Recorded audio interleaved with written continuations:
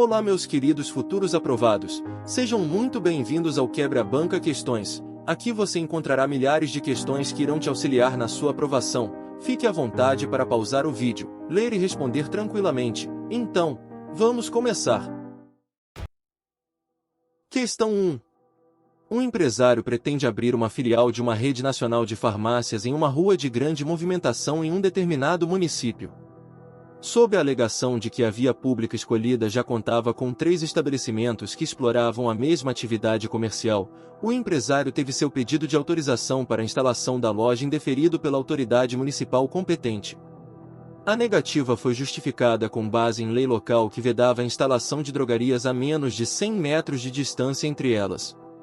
A norma municipal que proíbe a instalação do estabelecimento comercial é a. Constitucional, pois está materialmente de acordo com a competência legislativa atribuída aos municípios ao tratar de assunto de interesse local.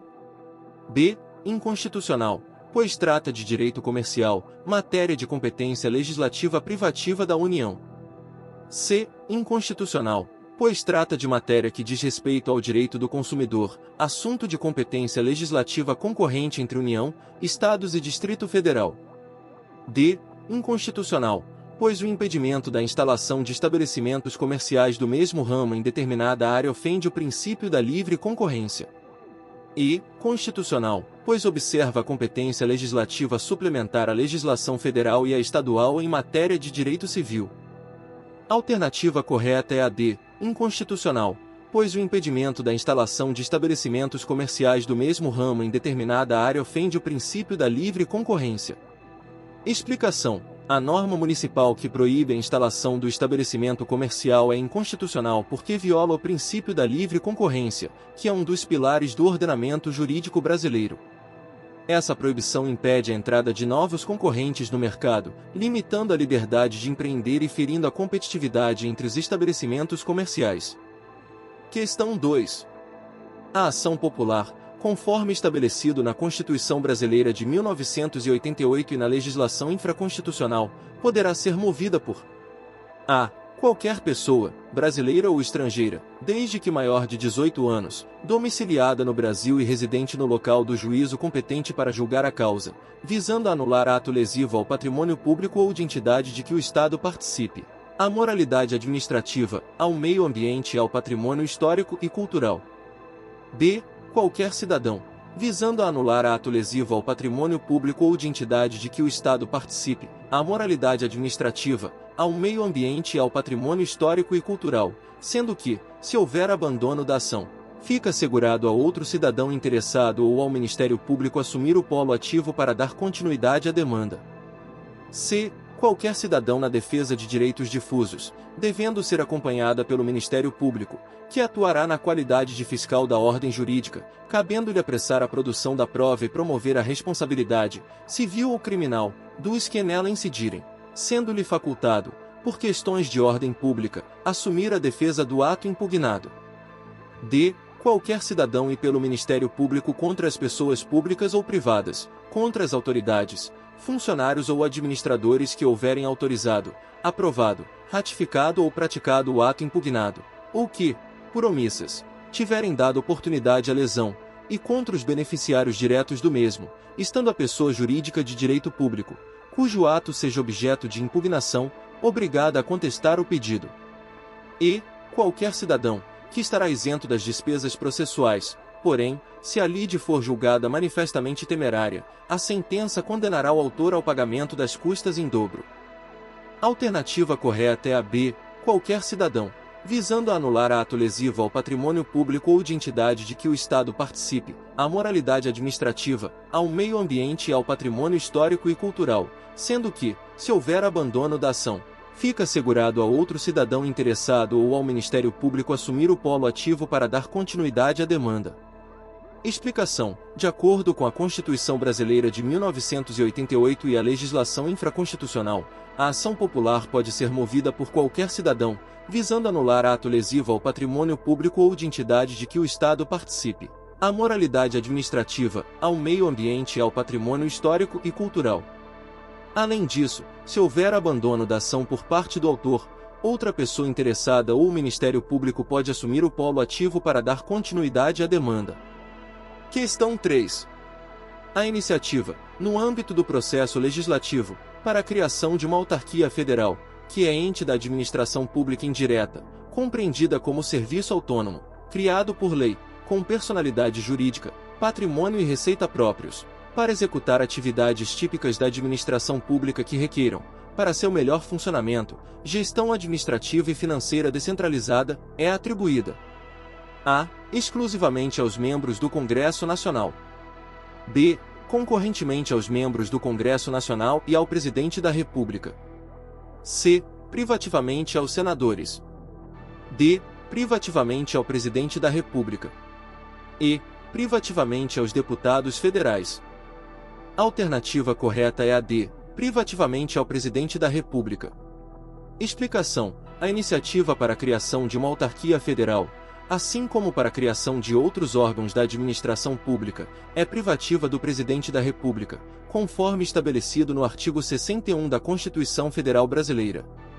Isso significa que somente o Presidente da República pode propor projetos de lei nesse sentido ao Congresso Nacional. Questão 4. Existem instrumentos capazes de resguardar a supremacia da Constituição e confirmar a constitucionalidade ou não de uma lei.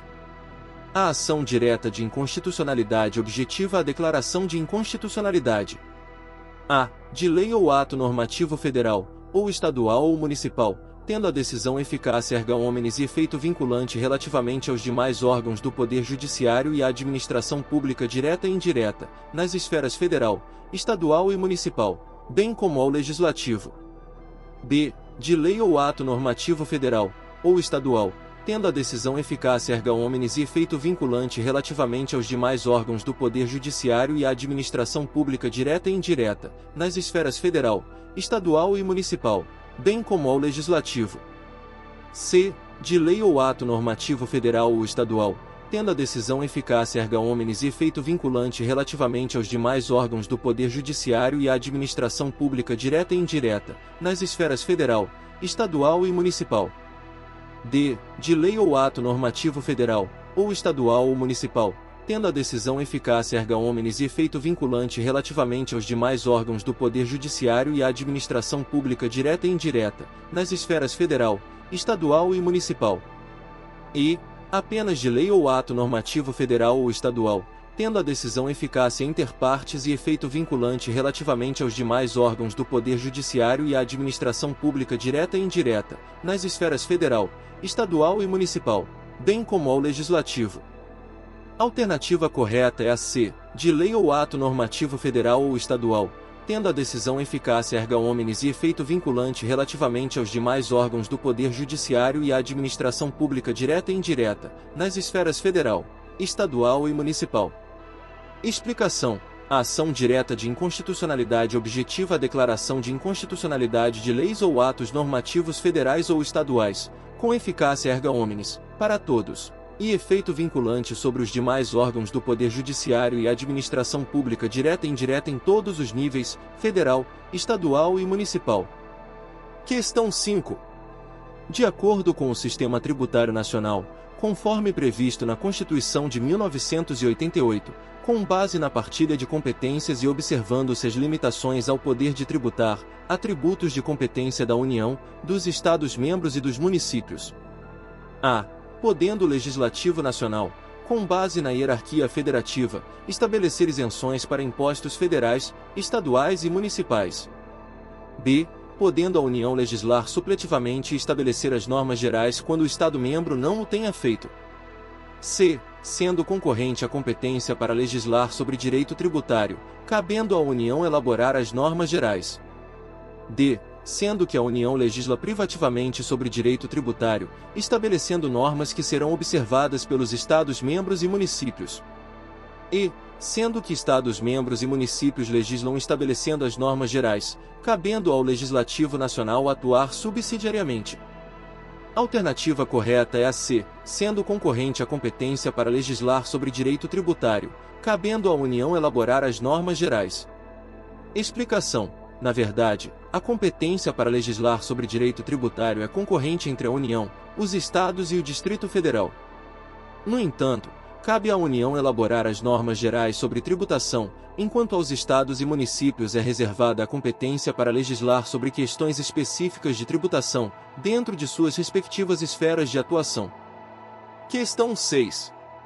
O processo legislativo brasileiro obedece a regras próprias determinadas pela Constituição Federal.